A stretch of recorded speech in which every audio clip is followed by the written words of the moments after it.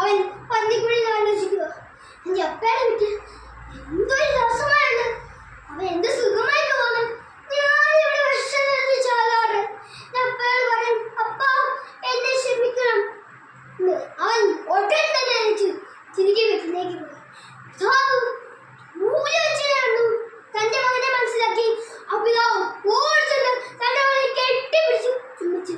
ആ മകൻ പറയുക, അപ്പ എന്നോട് ക്ഷമിക്കണമെന്ന് പറഞ്ഞ് തീരുന്നതിന് മുമ്പേ വീട്ടുകളിലേക്ക് കൊണ്ടുവന്നു. ആ അപ്പ പറയുക ദാസന്മാരോട് കുളിച്ച കാക്കുട്ടിയെ കൊണ്ടുപോയി കളിക്കുപോയി. ഇവരെ കുളിപ്പിച്ച് നല്ല വസ്ത്രം തിരിപ്പിച്ച് കാലിൽ ചെരുപ്പം കൈവരെ മോളിൽ അണിപ്പിക്കണം. നിങ്ങളെല്ലാവരും എന്റെ കൂടെ സന്തോഷിച്ച് ഉല്ലസിക്കും. ആ സമയത്ത് മൂത്തവൻ വയലിന് തിരികെ വരുകയായിരുന്നു. വീട്ടിലിങ്ങനെ പാട്ടിന്റെയും നൃത്തത്തിന്റെയും ശബ്ദം കേട്ടു. അപ്പോൾ അവൻ ഒരു ദാസനെ വിളിച്ച് കഴിഞ്ഞേക്ക്.